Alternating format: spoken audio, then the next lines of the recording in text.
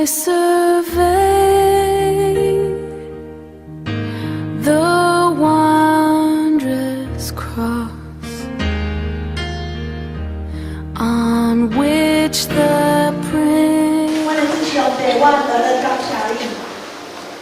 伫你保守甲赐福的面，我会早起通到伫你的面前。主啊，你恩典大，来呼召，来竞选，也伫个早起，记得我的心做伙，同心合意，伫这个所在要来敬拜服侍你。主，我的心感谢你，我的嘴也要唱歌学了你的心尊名。主，我多多感谢你，永远专程伫主你面前来敬拜服侍，因为你是信实公义、圣洁的慈悲上帝。你的恩典满满伫阮众人的心中。经过一礼拜，有主你恩典甲阮相同行。经过一礼拜，互阮通通过你所创造全地的所在，来看见阮的软者甲软弱。也因为安尼，阮要搁较亲近你。也主你面前，由你家己亲自找信心来扶持坚固阮每一个人。会早起的敬拜，互阮的心全然听你；会早起的敬拜，也互阮全然伫主你面前尊主做大。讲话阮遐尼久爱伫这个所在所去做感恩的祭，献上乐的大时，主上帝，阮求你大大施恩赐福，互你的百姓伫这个所在通尊重乐主圣名，也互你的百姓伫这个所在。通过这款的敬拜来服侍你，主啊，主，我感谢你，你要对天顶大大来丰丰富富，手术必然来到你心温保证前，你的百姓的心中，所以我们用感恩来到你的面前，我也要伫这个所在敬虔来服侍你，主，我感谢你甲阮提点，我这个时阵要用主教是阮的祈祷文做伙祈祷讲，我的天父，我的感谢。耶和华，耶是之上，耶是之地，万事平安，下列万国物，其中万下列国万人，和平华的一起，有万的天麦，天国万民有任何其所物，代代都起，阿门。这时阵，咱做伙来听，叫咱下主做来反馈，咱做伙来听。咱自在平安，是咱的礼物。启应文54，马太第6章，心灵善起来的人真有福气。忧伤的人真有福气。温柔的人真有福气。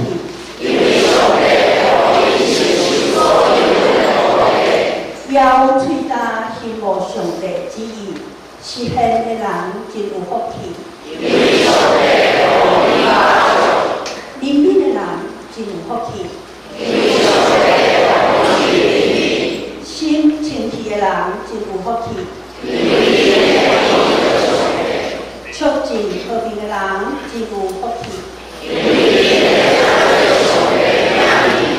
为着实践上帝旨意。受迫害人真有福气，咱做伙同心来祈祷。主爱天父上帝，感谢你，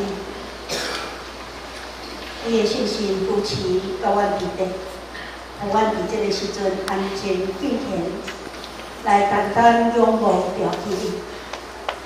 感谢你恩典。互你的囝儿伫世间的日子，经历着主恩典满满甲赐福，特别互阮伫这礼拜有得到上帝你的保守，虽然有听见风台，也拄上帝你体贴，你知阮的软者甲软弱事业，阮也恳求天父上帝，通过你所创造这个大自然的变化，这在下无过头，以你所创造有余的中间。我要伫你面前恳求你，找信心点入阮的心，打开阮的心门，互阮敬虔伫这个所在，尊主做法，高举上帝你的是。定的平安。主啊，阮多谢你，互阮做无阮的囝儿，通到伫主你心的保证前。主啊，阮感谢你，佮较因为你是界定的宝血来洁净洗净阮，互阮的罪一直赦。你是圣洁的上帝，你爱你的百姓，用圣洁进入你的殿里。主多谢你，互阮会早起会通圣洁，我靠主来得胜。伫主你面前真侪顶头生的人，主感谢你，阮也有着台湾这个得事，搁一遍恭敬交伫主你的手中。你大大是阮赐福带领这个土地，甲徛起伫土地顶每一位主你所听的百姓。兼且有一侪人仰捌你，这人也真侪阮，要做伙伫主你面前来见证主你的听，也抢救灵魂，真侪阮大的需要。主肯定你帮助，互阮第一，伫阮四周围约的是会兄弟姊妹，互阮会当为着因的灵魂真侪阮做伙伫主上帝你的面前来抢救因灵魂要紧的事。主多谢你，互阮三个弟弟，特别阮来遇到世界各所在有侪天灾人祸，求主你亲自看顾，因为的所在即届的风地动以及海啸带来有真侪人失去生命。主啊，怜悯保守这个国家，愿这个也伫阮每一个人的心中真侪阮的警醒，阮警醒主过来的日子过来，阮注意伫阮的亲人朋友的中间，因通伫主你面前，伊愿会当真侪蒙恩的人做上帝你的囝儿来祈祷。主，阮会早起，你所听的百姓伫遮，用敬拜来表达阮对你的听。也用敬拜来尊严主上帝，你是万万能的王，万主的主。更加用敬拜真侪服侍，伫主你面前献互你。你亲自带领，互阮会赞美这个敬拜，这个上帝你有灵满满。谢谢上帝，恳求你亲自，互阮的心灵拍开，互阮属灵的眼光也拍开。伊会早起，我们做伙，通过提摩斯伫遮分享上帝你的话。你话名话，真侪阮的困难，来帮助阮，互阮领受上帝你侪的恩典。主啊，你大大赐福提摩斯夫妇，以及伊所在做圣人的居民，互伊上帝你恩典的中间，本上大恩，日常甲伊带来更较大祝福。会早起的敬拜也真侪，阮每一个人甲主讲，主啊，阮伫遮，阮也要真侪正人的祝福。不共教会也要真侪正教会祝福，来荣光上帝的心，主甲万岁。听我的祈祷，拢是靠主耶稣的名。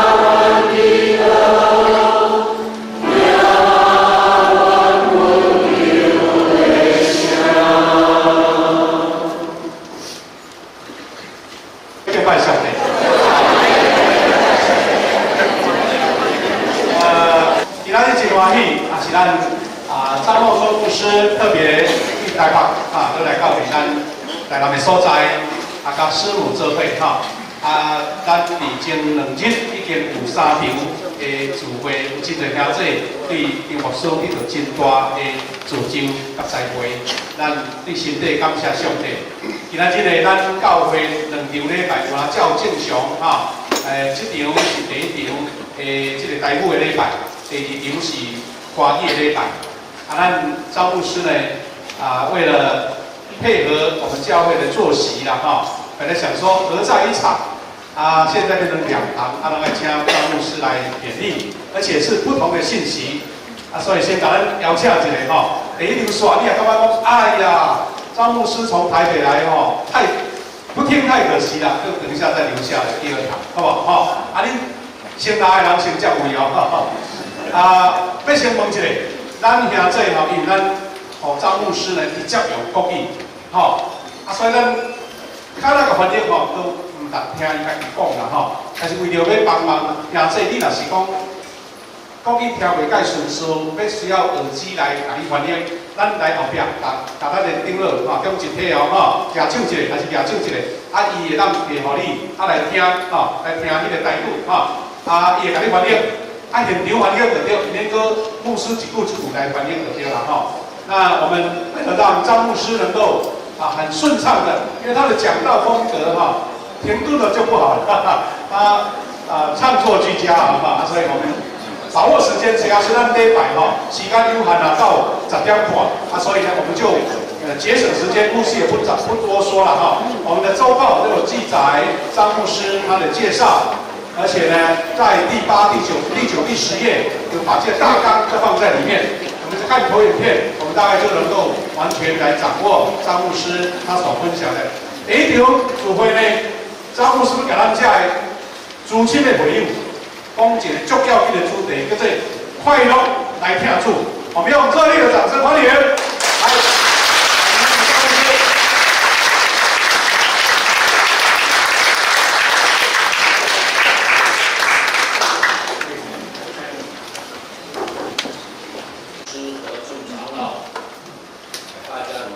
来，让我有机会，可以跟大家一起在这里来敬拜，一起来服侍，很快乐来到这个教会，因为来到这边的时候，感觉得到、看得到，这个教会是一个有盼望、有未来的教会。有一些教会，你一到他们的中间，就知道这个教会是快要死掉了；有一些教会，你一进去就知道这个教会欣欣向荣，充满着盼望，充满着未来。祝福你们，你们是一个充满未来的教会，你们是一个看得见明天的教会。相信上帝在未来的日子里头，要借着你们的牧师和你们的长执，带领你们一起向前行，要进入一个非常荣耀、非常恩典的未来。哈利路亚！台湾教会在过去差不多60年、70年时有很多的改变，特别这40年有很大的改变，很大的改变。那么这些改变是以前的人想不到的。完全想不到的。我记得我小的时候，我在乡下的教会里头聚会，在乡下的教会聚会的时候，教会的人数都非常少。当时我们在中立的乡下，牧师早晨在中立教会讲道，下午的时候就骑车到我们乡下的教会来给我们乡下的教会讲道。当时我妈妈是教会里头主要的负责的同工。后来我妈妈跟我讲，她说你知道吗？她说那个时候那个某某牧师从中立到我们这边来讲到，每次讲完到了，我们都没有给他谢礼。我说你们为什么不给他谢礼呢？他因为他都骑脚踏车来，没有花任何钱，所以我们就没有给他谢礼。我就跟我妈妈说，我说妈妈，如果现在的牧师和现在的教会这样对你儿子，我说你儿子就饿死了。你可以看到这个教会的属灵的氛围跟认识都有很大的不同。你了解我的意思？以前的时候，教会就是活在那种贫穷、那种狭隘的里头哈，很多属灵观都是不太一样的。所以我妈妈后来到我教会里头来聚会的时候，我妈去美国很长的时间，来我教会里头聚会的时候，她就很不习惯我带领教会的样子，她就经常告诉我应当怎么带领教会。我就跟我妈妈讲，我说妈妈，你可以不用教我了啊。我说如果你再教我，我们教会就回到乡下的样子啦。我说现在这个教会已经跟几十年前的情况是完全不一样，真的是很大的不同。我也相信在未来的日子，台湾教会要进入一个更大的复兴。因为整个复兴的浪潮已经从欧美转到了亚洲，我也要说，要从韩国是第一个，韩国的，对不起啊，我们祝福他应当继续复兴下去。不过看得出来，韩国的教会那个恩典渐渐的有一点点走下坡，要为他们祷告，希望他们不走下坡。但是呢，另外看到什么，就是看到台湾教会在一个复兴的光景中间。也许我们自己不觉得，但别人看到我们都知道我们在复兴。我记得前不久我在日本领他们的聚会的时候，日本的很多的牧师就一直问我一件事情，他说：“张牧师，能不能告诉我台湾的教会为什么会复兴？这几年为什么会复兴？你看我们自己在复兴里头，但我们不觉得太复兴，对不对？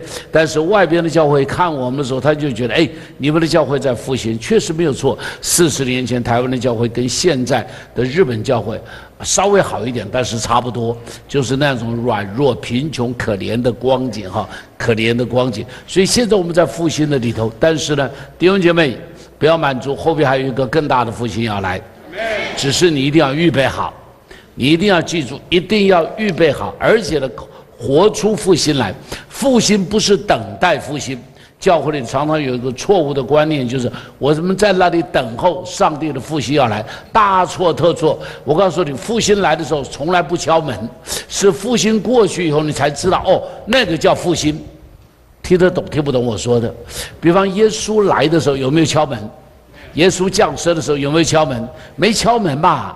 以色列人完全没有预备嘛，耶稣就降生在马槽里头嘛。如果以色列人预备的就不一样嘛，以色列人没有预备，降生在马槽的中间，他们完全不知道弥赛亚已经来了，完全不知道弥赛亚已经来了，一直到耶稣已经过去了，耶稣已经离开了，他们才开始发现说，哦，原来有一件了不起的大事发生。大家大概不太知道，耶稣刚刚降世，耶稣的第一世纪，头一个世纪里头，在犹太人中间，许多人归向上帝的。好，许多人归向上帝，以色列人许多人归向耶稣的，直到后来的时候，这股浪潮又慢慢的退下来，慢慢退下来。所以今天也是一样，你看。过去40年，台湾教会在复兴的光景中间，事实上是在一个复兴光景中，我们不觉得，我们还有很多的不满意。感谢上帝，我们没有满意，这点很好，哈利路亚。但是呢，复兴已经来到了，你说对不对？告诉我对不对吧？你想想看，40年前的教会是什么样？我知道40年前的教会是怎么样，60年前的教会是怎么样，因为我在台湾教会长大的嘛，所以我知道。但是我现在看台湾教会，再回头看的时候，就会发现现在的教会跟以前的教会有很大的不一样。很大的不一样，有很多人会不习惯，希望教会回到以前。我一定要告诉你一件事情：教会从来不回头走。就如同江河，你看淡水河，它从这个复兴乡那个地方流下来，一直流下来了以后，告诉我它流到了巴黎，流到了淡水出海。告诉我淡水河的河水会不会回头流？会不会回头流？永远不会回头流。如果淡水河的河水回头流，就完蛋了，好，这个地球就大乱了，对不对？淡水河的河水不会回头流。我告诉你，圣灵是一条江河，圣灵的江河也是往前走，不往回走。听懂我说的？圣灵的江河往前边走，它一直走，它绝对不回过头来走。很多人就经常会讲，哎，30年前我们教会是怎么样，20年前我们教会是怎样，希望我们回到20年前。拜托，教会不能够回到20年前，教会不能够回到30年前，教会是要走到未来，因为圣灵带领我们往未来走。有任何一个人想阻止圣灵的工作，他都会被淘汰，他都会被摆到后边去，你永远没有办法说我是大牧师，我不要改，所以教会就不会往前走，没这回事情。你不能够说我是大长老，所以教会就不能往前走，没有这回事情。圣灵会绕过你，会越过你，会淹过你，圣灵要继续的往前走，教会也是继续的要往前走。哈利路亚！恭喜你们，你们的教会在往前走。你看你们修了这个新的礼拜堂，已经在往前走了，对不对？5年了嘛，对不对？你们教会修好差不多2013年到现在，是不是？还是2014年？4年，2014年到现在4年的时间了哈。你们有没有注意到这个新堂修好，跟你们以前跟教会整个的氛围一样不一样？不一样。感觉一样不一样？不一样。进到这里头敬拜，回到以前的那个旧礼拜堂里头敬拜一样不一样？不一样。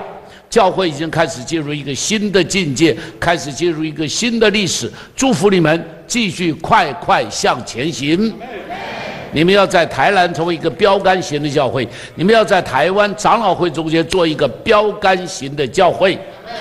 要成为一个带来复兴、带来更新、带来改变的教会。哈利路亚！一直要往前走，记住不要回头看，手扶着犁就不要向后看。开着车子，哪一个开车的人一直看后视镜的？开车的人看着后视镜，一定出车祸。教会也是一样，不要一直看后头，偶尔看一下后头，但是眼睛是要看到前头啊！你往前头看就对了，往前头看就对了。奉主你们祝福富强教会一定要变成一个越来越荣耀、越来越有恩典的教会。刚刚师母在这边带大家读了刚刚我们的马太福音上面的那一段的经文，这段经文我非常喜欢。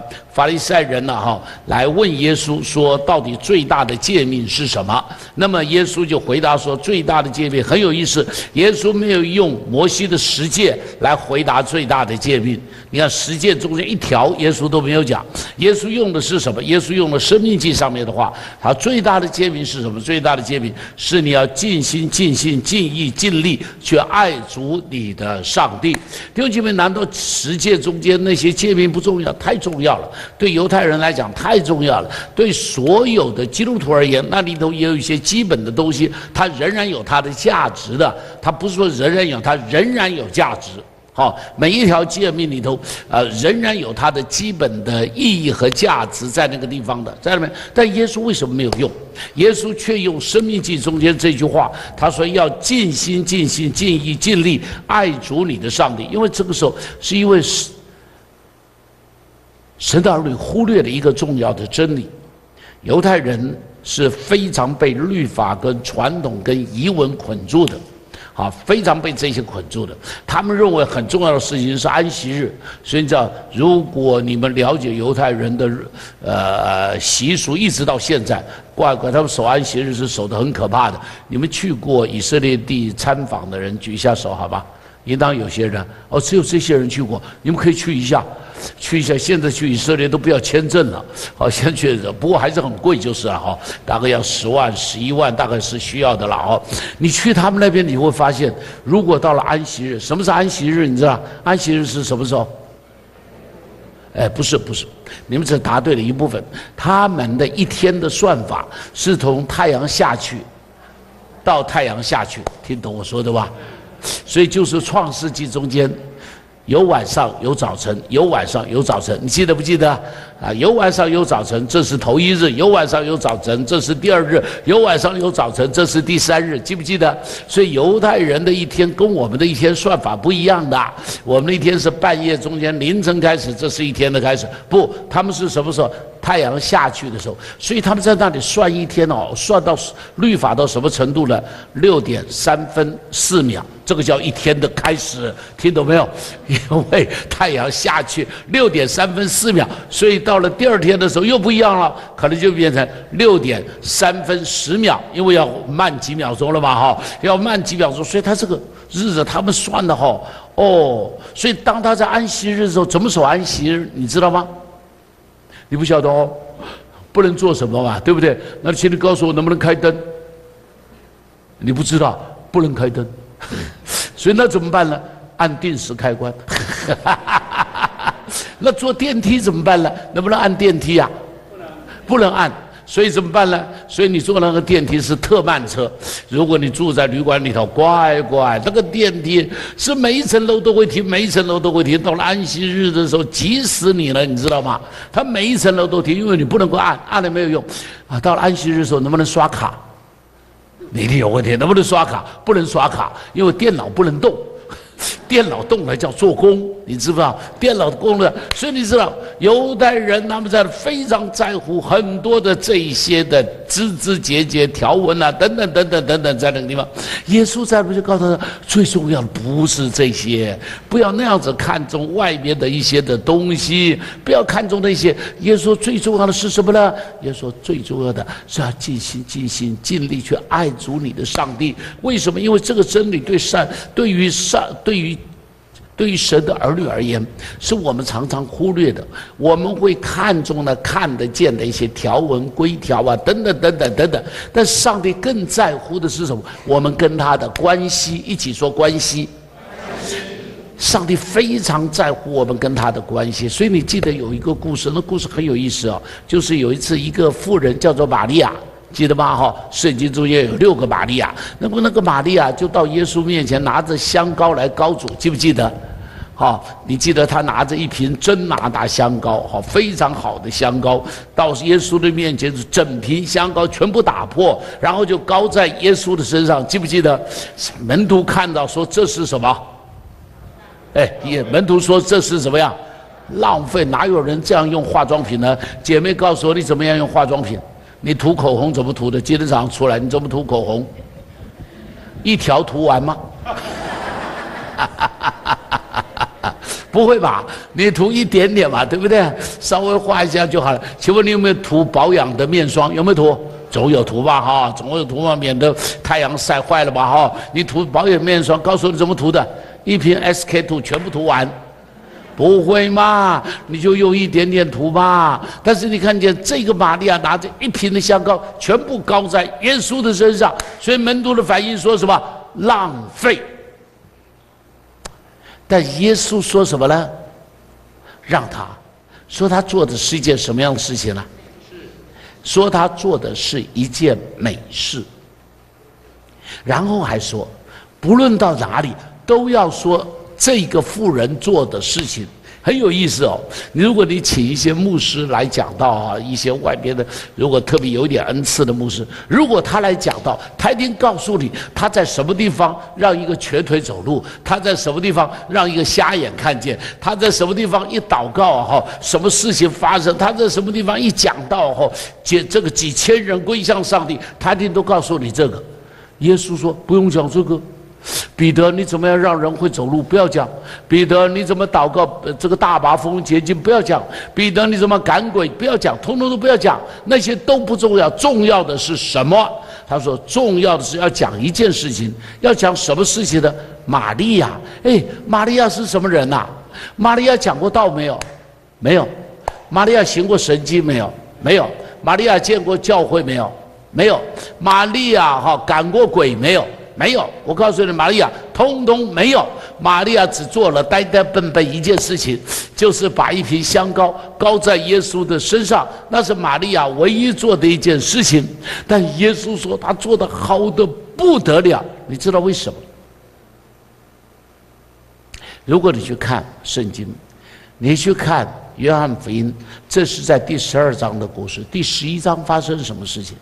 第11章发生的就是玛利亚的兄弟拉撒路从死里复活。拉撒路从死里复活了，玛利亚就来到耶稣面前，用香膏膏主。你想为什么用香膏膏主？感恩嘛，对不对？里头充满着爱嘛，谢谢耶稣嘛，让我的兄弟从死里复活了吧，这真是对他来讲，这真是大的不得了的事情吧。他不知道怎么样跟耶稣表达他的爱，所以就把整瓶的香膏全部膏在耶稣的身上，全部膏在耶稣的身上。好，那门徒就觉得浪费，但是玛利亚觉得一点都不浪费。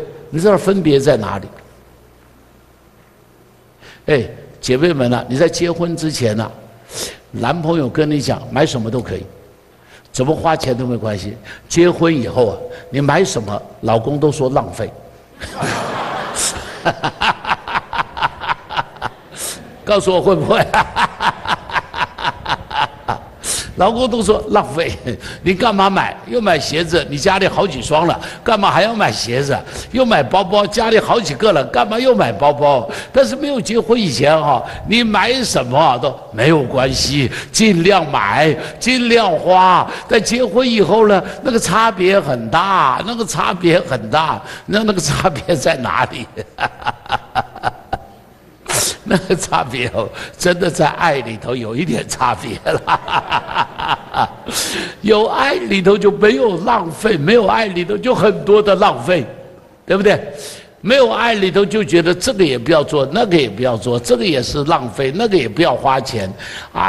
有爱在里头的时候，尽量用，尽量用，没有任何的关系的用。啊，没有任何关系的用，你知道吗？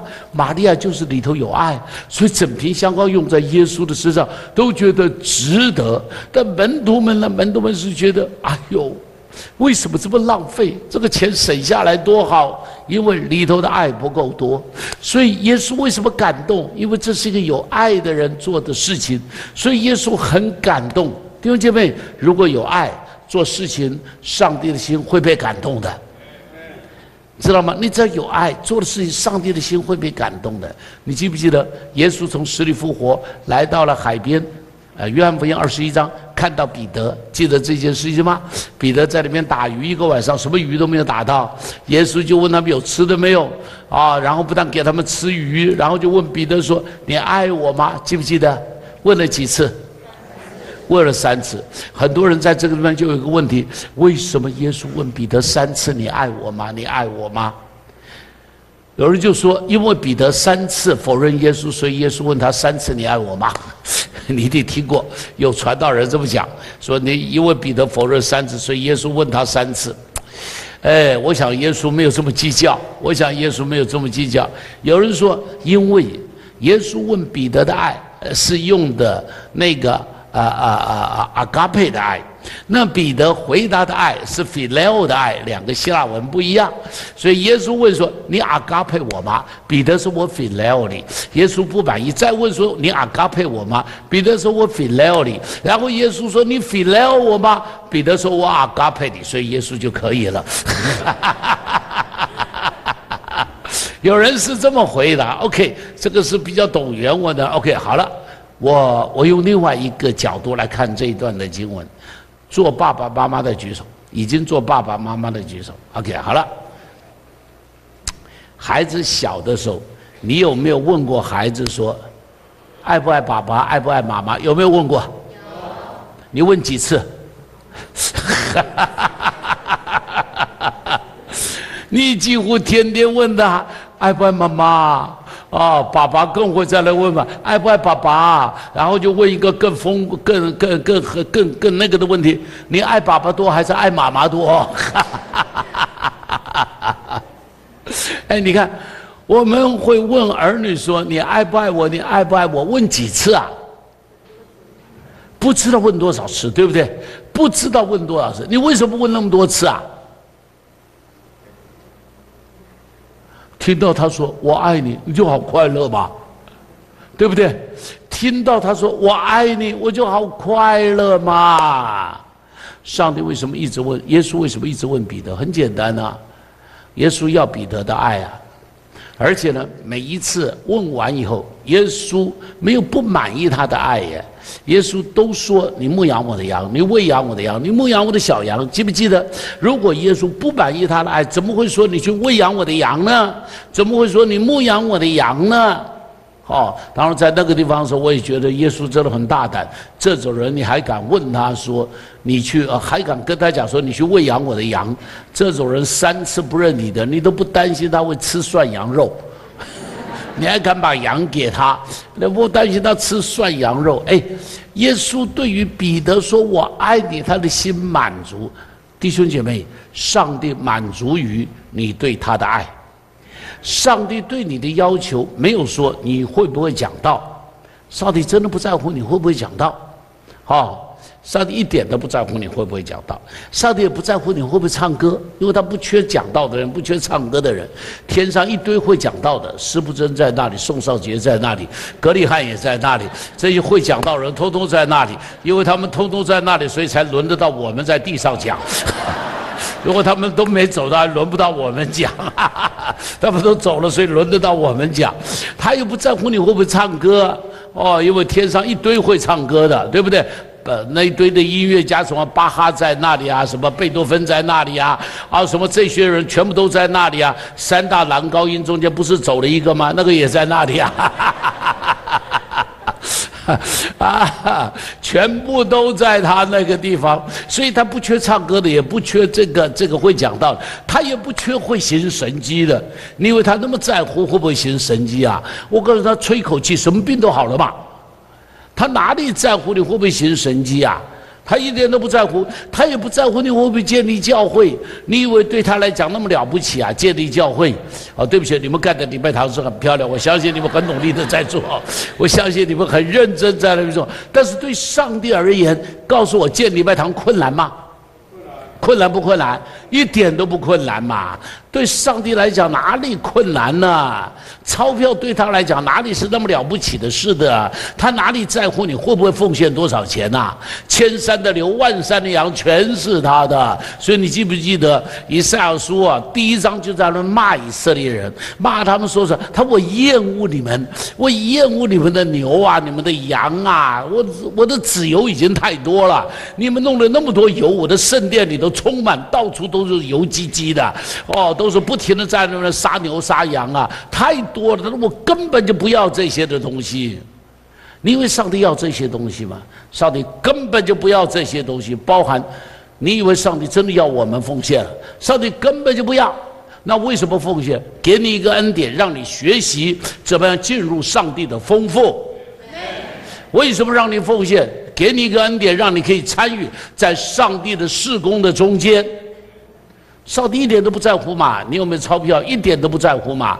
哦，你以为有钞票就有多了不起？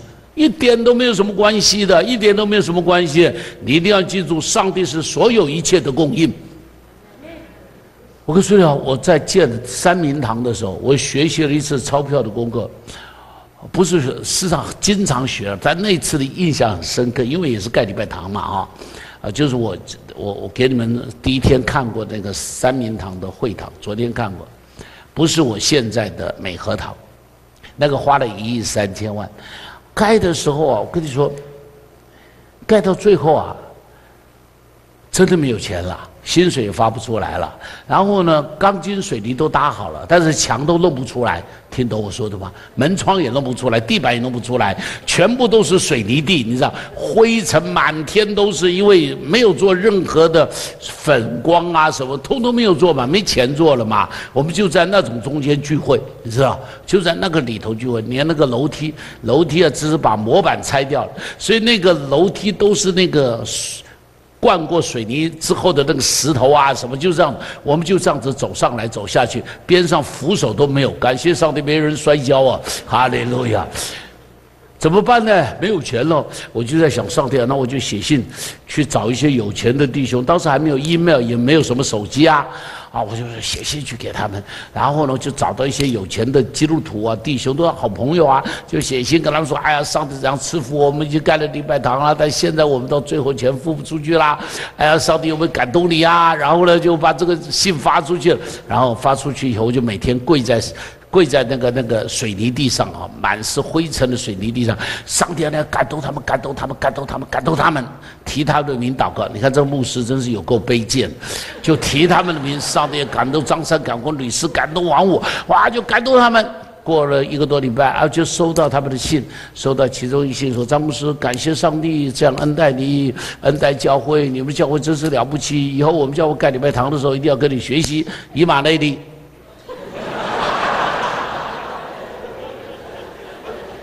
没有说要奉献，不要奉献。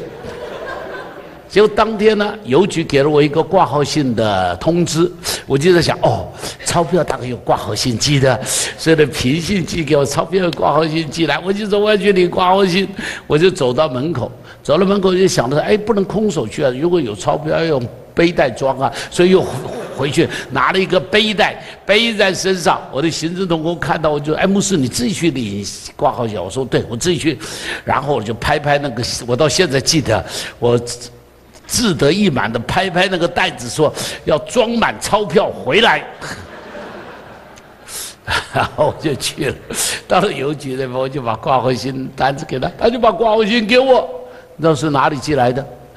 营造厂寄来的。通知我要付钱。我告诉你哦，我从邮局走回来哦，2条腿重的跟大象的腿一样，你知道吗？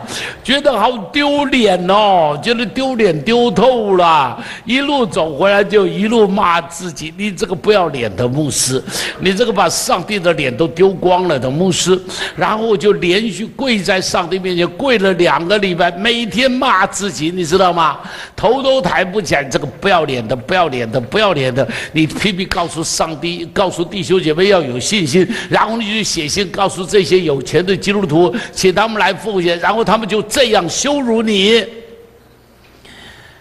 啊！感谢上帝，上帝自己供应，要不然我三明堂就没修好嘛，对不对？不但修好三明堂，现在美和堂也修好了嘛，对不对？从那以后我就知道一件事情，我都乖，这真不能找有钱的人要钱。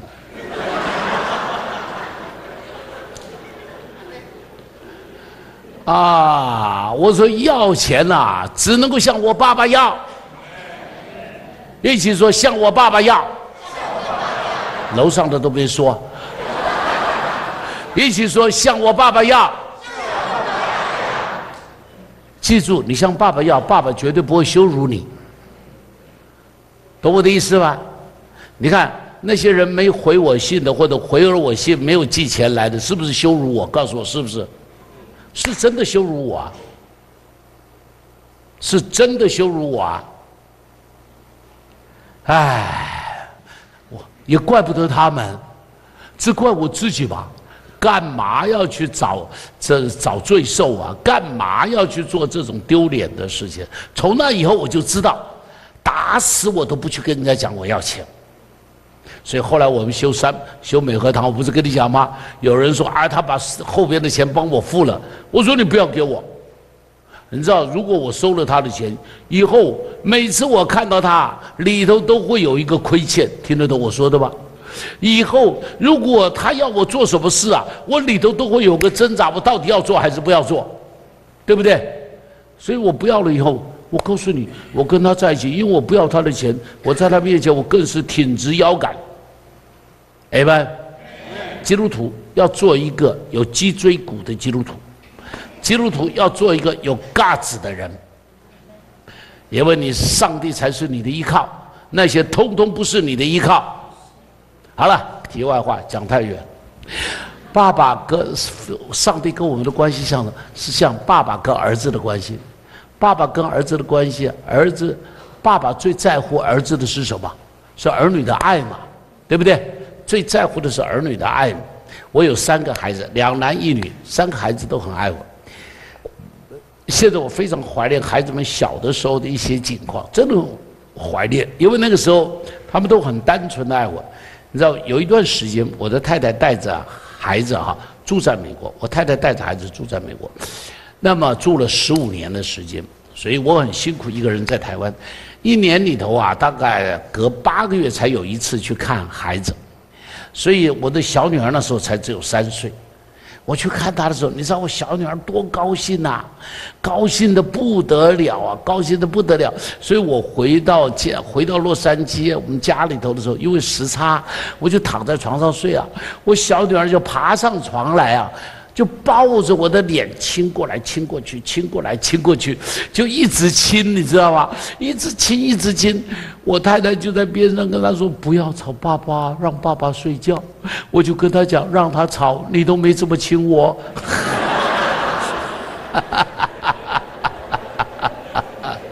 哎，你看到没有？我小女儿现在已经35岁了，36岁了，我还记得她3岁时候做的这件事情。你知道吗？他是买了车给我，没有啊？他是亲我啊，就这么亲我，我就不会忘记啊。他大学毕业的时候就跟我讲，他爸，他说我回来陪你1年，因为他从小没在我边上长大嘛，所以他想我回来陪你1年。啊，我说好极了，他真的回来了。回来以后陪着我，本来找了个工作，做了3个月，就跟我讲不要做了。我说为什么？他说我回来陪你的，又不是要来上班的。我说有道理，我说你就陪我吧，好，你就陪我，不要去上班了。他就每天坐在我的办公室陪我聊天，到了下午的时候就拖着我出去爬山，就在新店边上爬山。所以那段时间我常常下午的时候就跟他一起去爬山，哎呀，快乐的不得了，跟我女儿2个人手牵着手一起爬山。有一天就一个姐妹打电话，她说牧师你最近常常爬山呢？我说对，我常常爬山。她说我妈妈也爬山。我说对不起，我不认得你妈妈是哪一位哈？她说我妈妈说你现在常常带一个年轻的美眉爬山。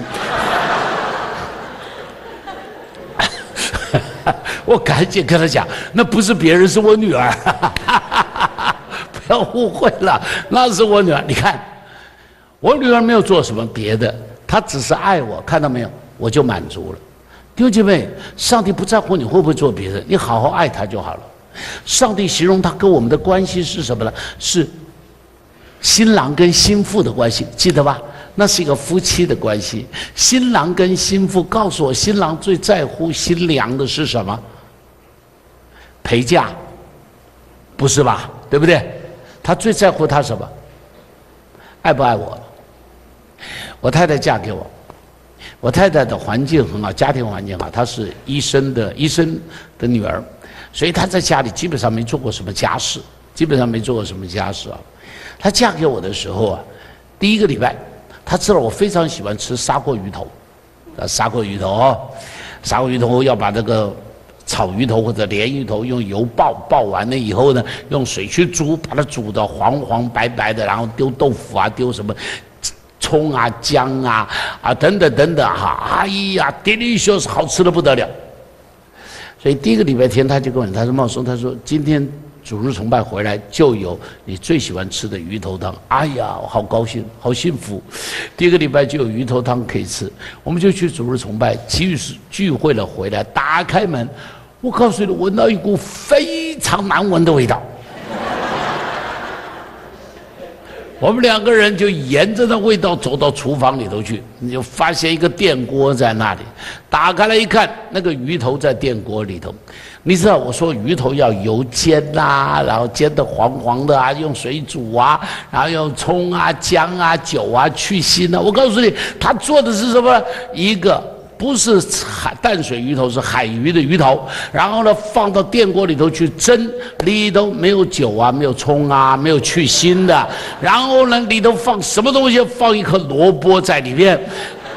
你想知道是什么味道，回家自己做一次就知道了。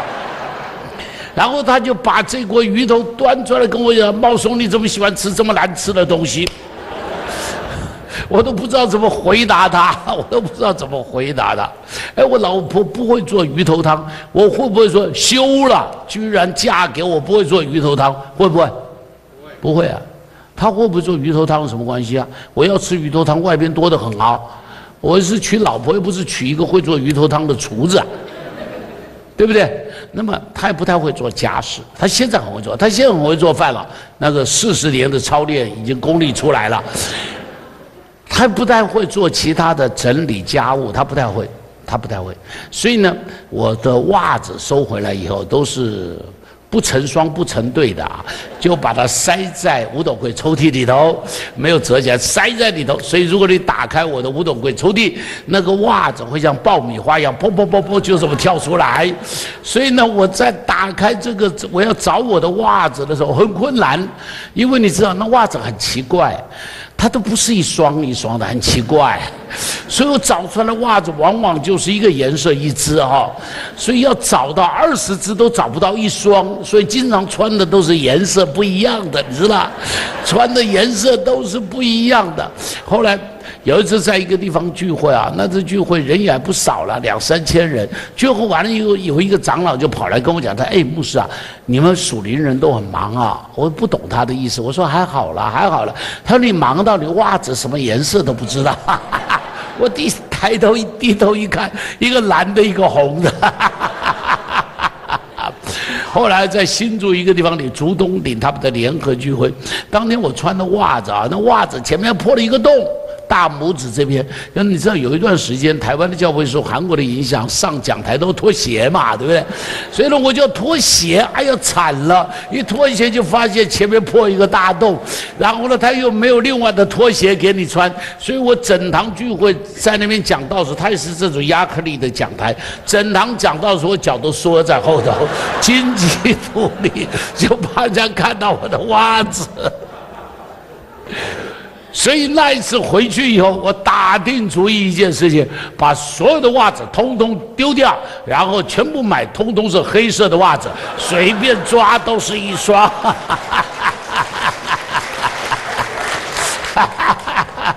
解决问题最简单的方法，现在他很会收衣服了哈，不代表现在，以前他不会收，他不会收衣服，我是不是就开除了？会不会？不会嘛，他爱我就好了，他爱我就好了。弟兄姐妹，你说你不会唱诗，什么关系？会爱上帝就好。你说你不会讲道，什么关系？好好爱上帝就好了。你说我都不知道怎么样跟人家传福音，没有关系，好好爱上帝就好了。哈利路亚！告诉边上，好好爱上帝。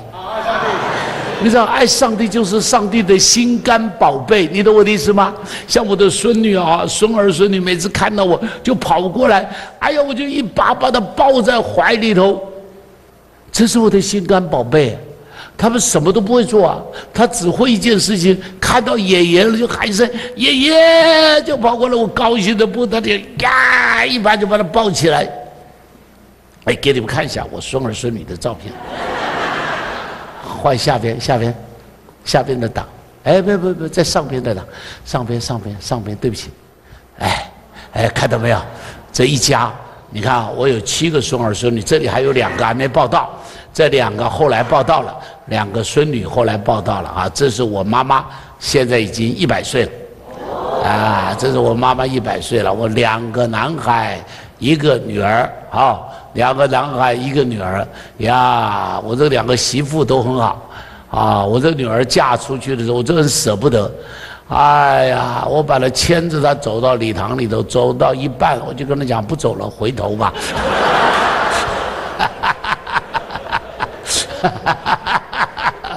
哦，我的女婿吓得要命，赶紧从前面冲过来。啊，要从我那里抢过去，我都可以跪下来。好了，哎呀，你看这个是我的，有一张，你再放上面，再往上面一张，再往上面一张很漂亮。这是我家光伟的3个啊，在上边，光伟牧师的3个，再往上面，在上头，在上头，你看漂亮吧？这个是他小的时候，好可爱。小的时候啊，真是可爱。OK， 好了。你知道他跑过来抱着我，就是我最大的满足。只有我想怎么样给他东西，他都没想过怎么样给我东西。我不需要他给我东西。好了，圣经中间讲，爱上帝的人大有恩典。你看啊，约翰福音14章21节，他说。有了我命令又遵守的，这人就是爱我的，爱我的必蒙我父爱他，我也要爱他，并且要向他怎么样？上帝会向你显现。你记不记得玛丽第一个看到耶稣从死里复活的，也是一个玛利亚，那是抹大拉的玛利亚。这个玛利亚，她在那个地方为什么会先看到耶稣从死里复活？因为她在坟墓那里找来找去，记得不记得？找来找去都找不到耶稣，就在那里哭。然后耶稣就先向他显现。圣经中间讲，耶稣说：“你不要把我还没看天父了，我还没去见天父，我就到你这来了。”神学家就解不通这个，是啊，所以我就告诉你，圣经不是写给神学家的。我跟你说，神学家的脑袋啊，常常是很硬的脑袋。你想想看哈，你如果是妈妈在炒菜，听到你的小孩子1岁的娃娃、2岁的娃娃正在睡午觉，你在炒菜，听到他哭，告诉我你会有什么反应？听到在那边喊妈在哭，你告诉我你什么反应？把火关掉，冲到房间去，把小孩抱起来，对不对？你关掉了火，菜就炒不好了。但是你也不在乎菜炒的好不好，你要什么？我的孩子在哭，我要把他抱起来。一样嘛，玛利亚爱耶稣，耶稣就先向他显现。耶稣按理来说应该先向彼得显现，先向约翰显现，先向这些大使徒显现，都没有。耶稣向这一个名不见经传的小女子显现，只因为他爱耶稣。你看约翰福音14章23节，耶稣回答说：“人若爱我，就必遵守我的道，我父也必爱他，并且我要到他那里去，与他怎么样？我要跟他同住。”我们喜欢在家里挂个牌子，说耶稣是我家之主，希望那牌子啊有正邪的作用。我告诉你，那牌子没正邪的作用，好吧？那牌子绝对没有正邪的作用。但是我告诉你，你好好的爱上帝，没那个牌子，上帝也住在你家里头。哎们，你只要好好的爱上帝，上帝就住在你家里头，上帝就住在你家里头。另外一节经文我更喜欢，哥林多前书2章第9节。2章第9节，下边一节经文，哥林多前书2章9节，我们一起读来。如经上所记，神为爱他的人所预备，是眼睛未曾看见，耳朵未曾听见，人心也未曾想过的。罗马书8章32节，神既不爱惜自己的儿子为我们众人舍了，岂不也把万物和他一同怎么样？白白的赐给我们。你注意，上帝说他为爱他的人预备的，眼睛没有看见，耳朵没有听见，人心没想过的。意思就是他为你预备超过你所求所想。如果你好好的爱他，上帝没有在这里说为大牧师预备，为会行神迹的人预备，为会赶鬼的人预备，没有。耶稣没有说会建立教会的人我就给你预备什么，没有。耶稣说什么呢？谁爱我，我就给你预备超过你所求所想的。不好意思啊，讲一个自己的故事哈。你知道我一直都没有买自己的车，不是买不起，是在台北停车很麻烦，而且台北的公共交通运输工具比较方便嘛哈，所以我就不买车哈。但是有一天上帝就跟我讲，他送我一辆车，所以呢，我记得1月间我就跟我师母讲，我说，上帝要送我一辆车。讲完了，他也没摆心上，我也没摆在心上。一直到了5月间，有一天我到外边服侍完，坐计程车回来，快要到家了，我就跟他讲，我说上帝要送我一辆车。他就跟我讲，他1月到5月都跟我讲，我还没看到车，除非我看见，要不然我不相信。所以先知在本乡本土是不受尊重的。他说要不然我就不相信。你知道我也觉得有点赌气啊，我就抓着他的手，我说上帝你送我一辆车啊，送我一辆什么样的车，然后奉耶稣的名，阿门。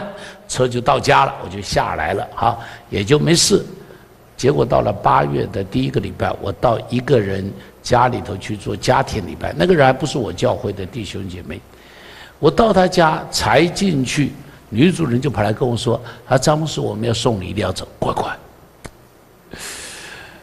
你知道我的心就掉到这条，哎呦，真的车来了吗？到了8月底，那辆车真来了，那是我的恩典1号。有1号就有2号。结果开了几年，我因为大陆福音的事工的需要，我就把那车卖掉了，把那个钱拿来全部就用在大陆福音事工上，我又没有车了哈。有一天我带师母出去的时候，就借了一个人的车开到，不是师母就跟我讲说，有车还是比没有车方便。我说你跟爸爸讲，不要跟我讲啊，你跟爸爸讲好了。他说我跟你讲，你跟爸爸讲比较快。于是我又做了很简单的祷告，我说上帝要送我一辆车。结果呢，中午回来2点钟，有人按我的门铃，打开门一看，一个弟兄站在门口跟我讲，张牧师，我要送你一台车。好快啊！那就是我的恩典2号，是前面那一台，对不起，今天拉了，这就是我的恩典2号 Honda Civic， 对不起，恩典1号没拍照片，所以这个没有了。这是我的恩典2号，好了，开一开。有一天这个恩典2号开的那个水箱不好了，我记得就是到台大门口，我出去探访，到荣总探访回来，开到台大门口，水箱坏了，水箱坏了，我里头就有一个感觉，好像上帝要送我另外一台车了。所以回到家，我就告诉我的师母跟我的老二，就是光伟牧师，我说上帝要送我另外一台新车。我记得那时候是10月多，他们母子两个人就问什么时候送。我说大概圣诞节吧，好，圣诞节啊，上帝送个圣诞礼物可能吧。结果到了12月，他们母子两个就天天问车来了没有。我就跟他们讲，我说大概天上圣诞节太忙 ，traffic， 天使还没送到我家里头来，一直到了12月25号，车子还没有来，母子两个就嘲笑我说，神人说话也有不准的时候，也就无所谓，因为没有车就没有车嘛，我还有旧的 Honda 可以开嘛，对不对？我就还在那里开，结果一直到了1月间。有一个弟兄从台中上来看了我的车，就跟我说：“他说张哥，这是你的车？”我说：“对呀。”他说：“我送你一台新的，好不好？”我说：“不要啦。”我说：“我这台车开得很好。”我说：“如果你要送我车，干脆给我钞票，我比较有用，我有太多的地方要用钱了。”我说：“你给我钞票就好了。”他说：“不，我还是要送你车，而且呢，我送给你以后是用教会的名义送给你，你不许把它卖掉。”于是就有恩典3号，这就是我的恩典3号。有恩典3号就有4号了。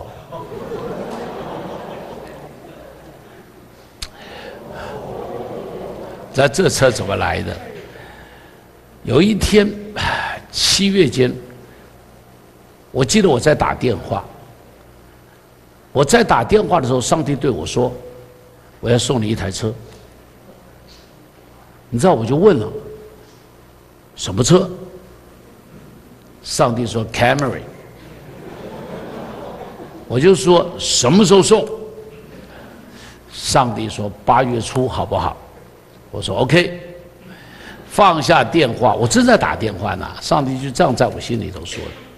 我就告诉师母，我说我现在告诉你，上帝要送我一台 Camry， 8月初的时候送给我。我说我只告诉你，你为我做见证。没有告诉任何人，这不能跟人家讲，这跟人家讲等于告诉别人，你们赶紧送我车，懂我的意思吧？所以这个绝对不可以告诉人家的。好了，我就跟他讲了以后，没有想到了7月底的时候，就有个弟兄打电话跟我讲了：“张牧师，我要送你一台车，我要送你一台 Benz 500。”我说：“你绝对不要送我。”我说：“你送我，我立刻把它卖掉。”我说：“你送我 Benz 500，我立刻把它卖掉。”我心里就在想，你为什么不说 Camry 吧？但是我也不能跟他讲说我要 Camry 嘛，懂我的意思吧？这怎么可以讲呢？结果呢，隔了1个礼拜，他又来跟我讲，他张牧师啊，我很想送你车，怎么样才可以送你车？因为我是别人很难送我东西的，你懂我的意思吗？通通是被我拒绝掉，我拒绝掉很多的东西的。结果他就说：“我说，如果你想送我车，想到晚上不能睡觉，吃饭也吃不下，昼思夜想都在想送我车。我说你就可以送我车。他说那这样，你不要 Benz， 我送你 Camry 好不好？我说当然好了，你可以送我 Camry， 这就是我的恩典4号，有4号就有5号了。”前几年我快要退休了在我快要退休的那一年的头上，1月多的时候，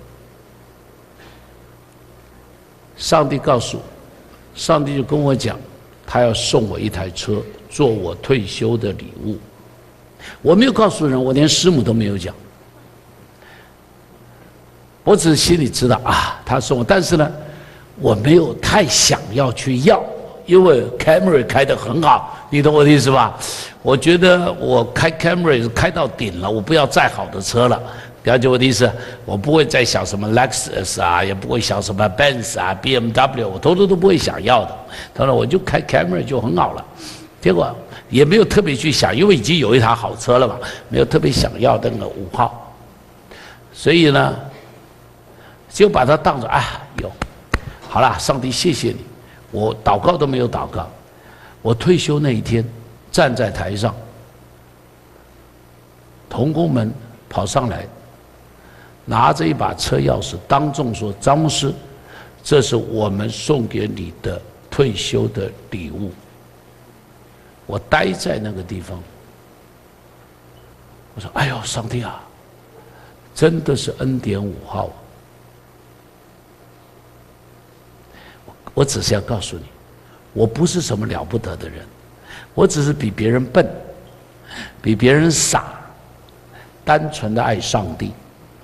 而且坦白说，很多时候爱上帝也爱得不够，但是上帝就给我恩典，让有一台车已经不得了，你懂我的意思吗？生命中间有一次，上帝给你一台意外的车，已经是不得了了。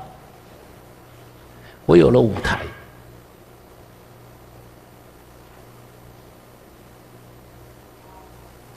上帝只是要我告诉大家，好好的爱上帝，一样好处都不缺。有信心，让每样事情都可能；有爱心，就会使什么？让一切的事情都变得非常的简单。爱上帝是靠近上帝最近的一条路。亲爱的弟兄姐妹，保罗在最后哥林多前书最后一节经文他说：“若有人不爱主，这人可咒可诅。”弟兄姐妹，若有人不爱主，这人可咒可诅。为什么你知道吗？圣经中间说我们爱，因为神先爱了我们。他爱你爱到一个地步，爱到一个什么样的地步？爱到一个地步，让他的儿子为你舍了。你知道什么叫做儿子为你舍了？你知道那有多痛吗？我们很难了解失去儿女的痛。我记得有一次我30多岁的时候，送一个年轻人跟我同年死掉了，我把他送到山上去埋了。我记得棺木放到坟里头，没有办法封，因为妈妈趴在坟口，摸着棺木在那里痛哭，说：“我的儿啊，我的儿啊，我的儿啊，我的儿啊！”我到现在记得，整个坟山上就听到这个母亲的哭声。我们舍不得，没有一个人有办法把这母亲拉开来，因为他心太痛了，他的心太痛。我有一位妈妈，她的儿子也是30多岁死了。自从儿子死了以后，儿子的房间不许动，床铺留在那里，被单留在那里，鞋子留在那里。他常常在儿子的床上躺在那里，抱着儿子的枕头，闻一闻儿子身上的味道。他连床单都舍不得洗，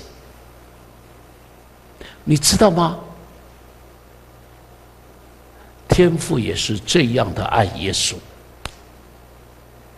你知道耶稣在十字架上说：“以利以利，拉玛撒巴哥大尼，我的神，我的神，为什么离弃我？”他为什么这么说？有很多人说，因为耶稣钉十字架的时候，全世界的罪都在耶稣的身上，所以天父不能够看耶稣，不能看一个有罪的耶稣。对不起啊，我说这样解释圣经的人简直是没脑袋。耶稣根本没有罪啊，耶稣是代替世人的罪啊。如果你有一个儿子被冤枉要枪毙，说他是抢劫犯，告诉我，你会说我儿子是抢劫犯，所以我不要他吗？会不会？不会啊，你会一直在那边说冤枉冤枉冤枉啊。你知道为什么上帝不能够看？因为上帝太痛了嘛。所以当耶稣钉在十字架上时，上帝的头侧过去，没有办法看，跟孩子讲说忍耐一下，忍耐一下，马上就过去了。天父这样的爱耶稣，但是让耶稣死在十字架上，只因为一件事情，他非常爱你。他这样爱你，他对你没什么别的要求，他只是问说：你爱不爱我？难怪保罗说：若有人不爱主，这人可诅可咒。弟兄姐妹，巴不得从今天开始，你我都用所有一切的力量来爱他，拼命的来爱他。上帝啊，谢谢你把你独生爱子为我们舍了，那种锥心刺骨的痛，刻骨铭心的痛，天父啊，是因为你爱我，是因为你爱我。上帝啊，谢谢你，天父谢谢你，耶稣谢谢你，谢谢你这样爱我们。今天我们在你的面前，也献上我们内心深处的爱情。从来都用头脑认识你，很少用心来爱你。巴不得从今天开始，用我们内心深处那最真挚诚的爱，最深处的爱，最完全的爱，竭尽所能的来爱你，把我们的爱当作馨香的祭献在你的面前，像玛利亚的香膏一样，奉耶稣的名祷告。